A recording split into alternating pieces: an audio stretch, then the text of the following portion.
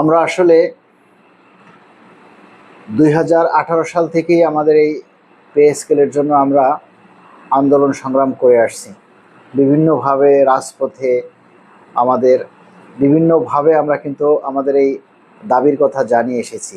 কখনো ফেসবুকে, কখনো রাস্তায়, কখনো সংবাদ সম্মেলনে, কখনো মানববন্ধনে, কখনো মহাসমাবেশের মাধ্যমে আমরা কিন্তু আমাদের দাবির কথাগুলি সবসময় আপনাদের সামনে তুলে ধরেছি। আজকের এই দাবিটা কিন্তু আমাদের নতুন না, দীর্ঘদিন থেকেই আমাদের এই দাবি আমরা চালিয়ে আসতেছি।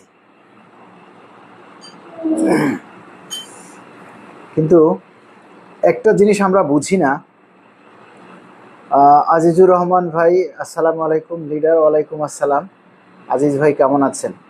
যারা আছেন লাইভে সবাইকে ধন্যবাদ জানাই। আচ্ছা, একটা জিনিস আমি আপনাদের কাছে জানতে চাই যে আমি কি পে স্কেলের বিরুদ্ধে কথা বলছি?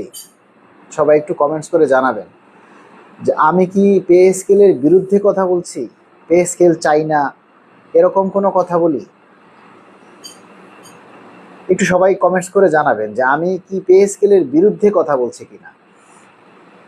যদি পে স্কেলের বিরুদ্ধে কথা না বলি, তাহলে আপনাদের মধ্যে যারা হিংসা করছেন, যারা বিভিন্ন বাজে ভাষায় কথা বলছেন, ঠিক আছে, এইটা কেন?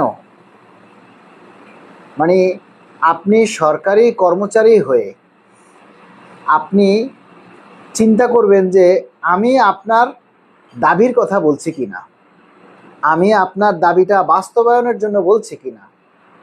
সেটা যদি না হয় তাহলে আপনি আমাকে বাজে ভাষায় কথা কেন বলেন? আজকে দেখলাম যে আমি ডেইলি ক্যাম্পাসে যখন টক শো করতেছি, লাইভ করতেছি, সেখানেও দেখছি কিছু মানুষ বলে যে ভিউ ব্যবসা চলছে, এটা সেটা। আমার মনে হয় এদের যথেষ্ট পারিবারিক শিক্ষার অভাব আছে।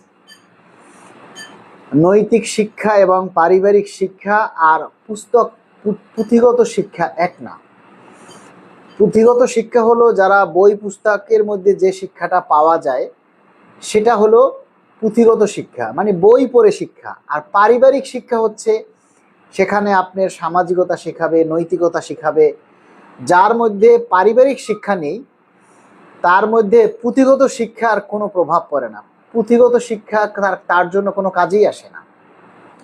এজন্য আমরা এই যে এত কষ্ট করতেছি আপনাদের জন্য, প্রতিনিয়ত দাবি করতেছি, আপনি শুধু আমাকে একটা জিনিস বলেন যে এই যে আমাদের সংগঠন, আমাদের তো অনেক সংগঠন আছে, সবচেয়ে যে সংগঠনটা আলোচিত সংগঠন দাবি আদায় ঐক্য পরিষদ। দাবি আদায় ঐক্য পরিষদের যারা নেতা আছে এর মধ্যে এই যে মনে করেন মাহমুদুল হাসান আছে, খায়ের আহমেদ আছে, ওয়ারেস ভাই আছে, আরো অনেক নেতা আছে যারা একেবারেই জাদরেল নেতা। তাদের কি কখনো দেখেছেন এই যে লাইভ করে আপনাদের দাবির কথা বলতে? কিংবা আমাদের এই যে 11-20-এর মাহমুদ ভাই, ওনারা এমনি কোনো কথা বলে না, হুট করে একটা পোস্ট করে, যে পোস্টে তারা যে ইঙ্গিত করে সেগুলি আমরা বুঝি যে আপনি কারে ইঙ্গিত করলেন বা কি করলেন। কিন্তু তাদেরকে কি দেখেছেন যে এই পে স্কেলের দাবি নিয়ে একটা প্রতিবাদ করতে বা একটা বক্তব্য দিতে? শুনেছেন, দেখেছেন আপনারা?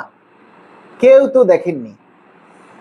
এই যে নিউজ পেপারে বলে বেড়াচ্ছে 15-20%, 25-50% হবে, এইটা হবে, ওইটা হবে।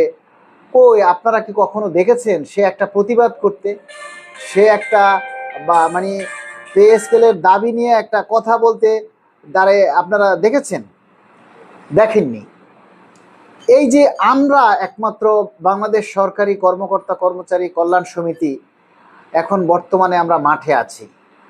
আমরা কিন্তু এই যে বিভিন্ন জায়গায়, বিভিন্ন জেলা উপজেলায় আমরা প্রোগ্রাম করছি, ঠিক আছে, এবং এই যে প্রতিনিধি সমাবেশ করছি, চট্টগ্রামে করছি, মানিকগঞ্জে করছি, আগামী শুক্রবারে পটুয়াখালীতে, শনিবারে খুলনায়, তারপরের শনিবারে আবার জাতীয় প্রেস ক্লাবে। এই যে আমরা প্রোগ্রামগুলি করে বেড়াচ্ছি কাদের জন্য? আপনাদের জন্যই তো। আপনাদের দাবির কথাগুলি বলার জন্যই তো আমরা এই কথাগুলি বলেছি।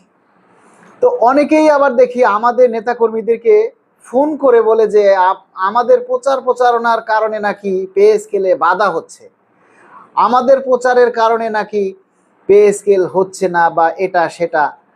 আর আমরা বলতেছি পে স্কেলের দাবিটা যতটুকু আগাইছে সেটা যদি বলি যে আমাদের এই প্রচারণার কারণেই আগাইছে।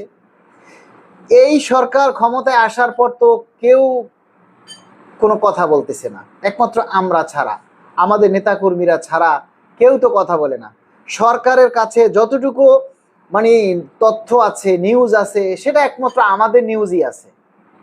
বিভিন্ন গোয়েন্দা সংস্থা থেকে শুরু করে আরো যারা আছে তারা তো দেখি যে আমাদের সাথে সেইভাবেই যোগাযোগ করছে, খোঁজ খবর নিচ্ছে, আমাদের কার্যক্রমের অ্যাক্টিভিটি সম্পর্কে জানতে চাচ্ছে। তাহলে আমাদের এই প্রচারণা আরো বাড়ানোর জন্য সবাই যেখানে দাবি করতেছে, সেখানে আপনাদের মধ্যে কিছু লোক আছে তারা নাকি বলে যে আমাদের প্রচারণার কারণে নাকি পে স্কেল বাধা হচ্ছে। তাহলে আপনারা বলে দিন যে প্রচারণায় যদি বাধা হয় তাহলে আমরাও বন্ধ করে দেই। অনেকেই বলে পে স্কেল এমনিই হবে, সরকার যখন দিবে এমনিই দিবে।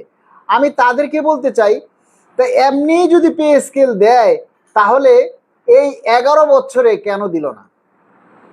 এই 11 বছরে পে স্কেল কেন দিল না বলেন? আসলে আমি একটা জিনিস বুঝি না, যারা পে স্কেলের সুবিধা ভোগ করবে তারাই যদি আমাদেরকে গালি দেয়, তাহলে এর মতো খারাপ আর কিছু আছে বলেন? এমন কিছু লোক আছে যে তারা পে স্কেলের সুবিধাও ভোগ করবে, আবার আমাদের বিরোধিতাও করতেছে। আরে ভাই, আপনি যে সংগঠনেরই হোক, আমারকে আপনার ব্যক্তিগতভাবে ভালো নাই লাগতে পারে, আমার কথা আপনার ভালো নাই লাগতে পারে, কিন্তু আমি কি আপনার বিরুদ্ধে বলতেছি কিনা? আমি আমাদের যে প্রাণের দাবি নবম পে স্কেল, সেই পে স্কেলের বিরুদ্ধে বলতেছি কিনা? আমরা তার বিরুদ্ধে বলি না। আমরা, আপনারা সবসময় আমাদের কাছে ইনফরমেশন জানতে চান, আপডেটটা জানতে চান যে ভাই পে স্কেলের আপডেট কি। একটু আগেও আমি একজনের রাগারাগি করলাম যে ভাই আপনি কেন ফোন দিলেন, আমি তো পে স্কেলের সকল তথ্য আমরা যতটুকু জানি সবই আমরা আমাদের পেজের মাধ্যমে আপনাদেরকে জানাই দিই, তারপর ফোন দিয়ে কেন জিজ্ঞেস করলেন পে স্কেলের আপডেট কি, পে স্কেলের খবর কি? মানে খুব রাগ হলাম। তো আবার তাকে তার যে প্রশ্নের উত্তর ছিল সেটা আমি আবার তাকে সুন্দর করে বুঝিয়েও দিলাম। কিন্তু এই যে আপনারা আমাদের কাছে আপডেট জানতে চান, তো সেই হিসেবে আমরা যতটুকু তথ্য জানি বা জানতে চাই বা জানতে পারি সেটাই আমরা আপনাদের কাছে শেয়ার করি, তাই না? এই যে ধরুন আমি একটা আজকে পোস্ট